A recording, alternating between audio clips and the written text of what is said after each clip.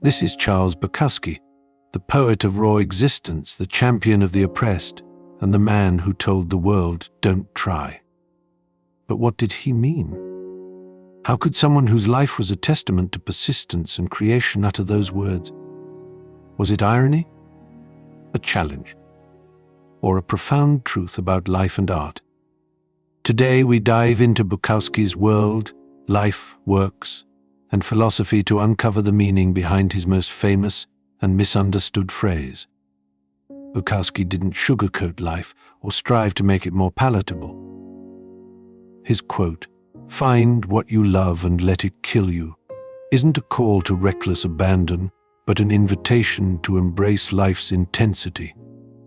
For Bukowski, living authentically meant pouring oneself fully into passion, even with pain and sacrifice. This philosophy shaped his existence and echoed through his work. To Bukowski, love wasn't restricted to romantic ideals or societal norms. Love was giving oneself entirely to something writing, drinking, surviving. It wasn't about safety or comfort, but diving into the chaos headfirst. He says, if you're losing your soul and you know it, then you still have a soul left to lose. His life was a paradox, a struggle to grasp meaning while fully embracing its fleeting, chaotic nature. This unapologetic embrace of extremes made Bukowski a voice for the disenchanted. He spoke not to inspire but to resonate, to show that in the grit and grime of life, there's a certain beauty that only the honest can see. His writing wasn't about crafting answers, but asking the questions we fear the most. What if we fail? What if we succeed? And most hauntingly, what if it doesn't matter? As we step into Bukowski's world, we find a man who lived on the fringes, not to escape life but to confront it. His philosophy wasn't about ease or pretense, it was about survival. And survival for Bukowski was an art form of relentless, defiant dance with despair. Bukowski's early life, where "Don't Try" was born, a childhood of bruises and scars. Born in 1920 in Andernach, Germany, Charles Bukowski's life began under the shadow of hardship. His family moved to Los Angeles during the Great Depression, where poverty and his father's violent abuse became constant. Adding to this was the ridicule he faced as a teenager due to severe acne, leaving him scars both physically and emotionally. But these scars didn't just mark him, they shaped him. They forged a voice that spoke for the broken and the beaten. Bukowski didn't rise above his pain in the traditional sense.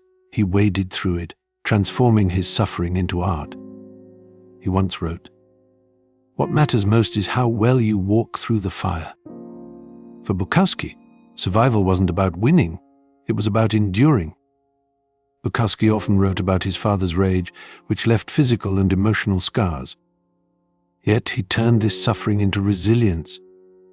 In Ham in Rye, his semi-autobiographical novel, Bukowski's protagonist endures beatings, rejection, and ridicule, mirroring his life.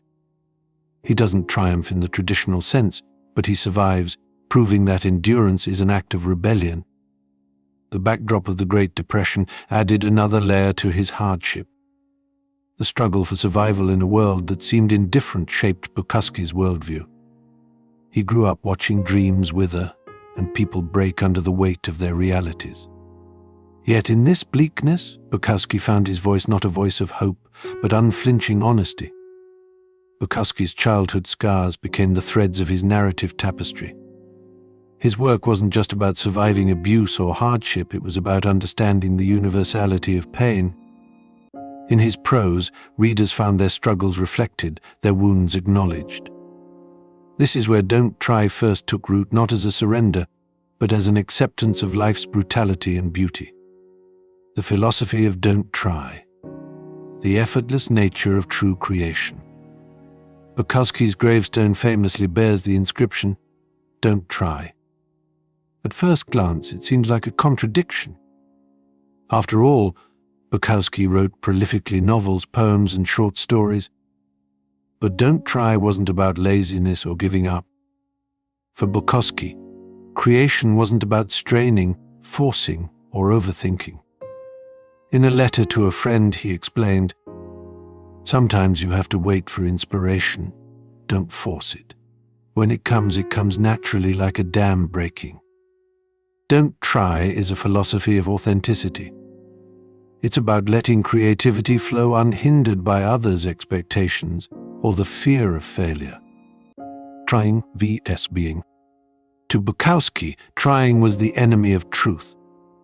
Trying implied pretense, a performative act to meet someone else's standard. Instead, he believed in rawness, in being true to oneself. In his poetry, he often celebrated the mundane, the unremarkable moments of life, finding beauty in their simplicity. He didn't try to write, he simply wrote. He didn't try to live, he simply endured. Don't try wasn't a directive to avoid effort, but an invitation to authenticity. For Bukowski, creativity wasn't born from force, it flowed from raw, unfiltered experience. Bukowski believed that forcing creativity was the death of art. He saw trying as a pretense, a need to prove something rather than express it. His philosophy was simple. The only thing that matters is how you live your life. For him, living meant writing without filters, expectations, or the burden of trying to fit in. This philosophy extended beyond art. Don't try was a way of being a rejection of societal performance and a commitment to one's most authentic self. Bukowski's life was proof of this. He didn't strive for fame, he let it find him. He didn't chase perfection, he reveled in imperfection. His work reminds us that the most profound creations come not from effort but from surrender. For Bukowski, don't try was about allowing life to shape art, not vice versa. He believed that true expression came when we stopped caring about how it was received. His poetry and prose weren't crafted to win awards or approval. They were raw outpourings of his life, messy, flawed, and heartbreakingly honest. Bukowski's life is a testament to don't try, rejection, and resilience. Bukowski's path to literary success wasn't smooth. For decades, publishers rejected Bukowski's manuscripts, finding his style crude and his subjects vulgar. But Bukowski didn't write for approval. He wrote because he had to. His persistence paid off at 50 when he published his first novel, Post Office. It was raw, autobiographical, and unapologetically Bukowski. By then, he had lived the life he wrote about, working menial jobs, surviving on the fringes, and pouring his soul onto the page. The everyday heroism of Bukowski's characters. Bukowski's characters weren't saints or saviors. They were drunks, gamblers, factory workers, people clinging to life by their fingernails. In their struggles, Bukowski saw a kind of heroism. "There's a bluebird in my heart that wants to get out, but I'm too tough for him," he wrote in one of his most famous poems. This encapsulates Bukowski's worldview. Life beats you down, but you keep going, even if your bluebird, the part of you that dreams, stays hidden. Bukowski didn't write for the applause. He wrote because he had no choice. His life was a testament to the resilience required to endure rejection and still create. Decades of rejection slips didn't deter Bukowski, they fueled him. He worked menial jobs, lived in cheap motels, and drank himself into oblivion but never stopped writing. He captured this persistence in his poetry. What matters most is how well you walk through the fire. Bukowski's fire was rejection, and he walked through it unscathed. When Bukowski finally succeeded, it wasn't because he compromised, it was because he remained unapologetically himself. His first novel, Post Office, chronicled his experience working dead-end jobs. It wasn't polished or refined, but resonated because it was real. His success wasn't despite his rawness, but because of it. Bukowski's resilience wasn't just a personal triumph, but a universal message. His life and work told readers that you don't need to be perfect to be valuable. You don't need to win to matter.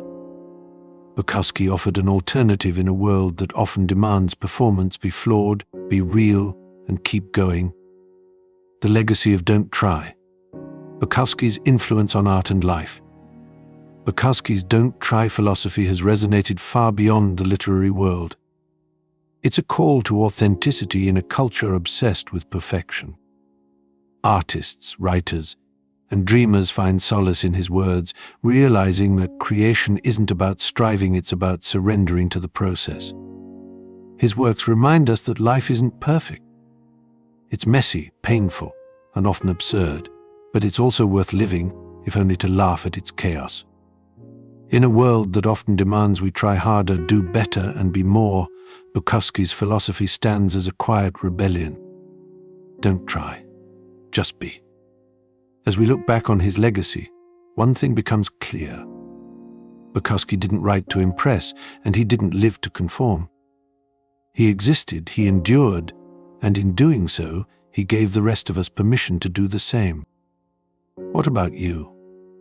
Who would you truly become if you stopped trying to be what the world expects?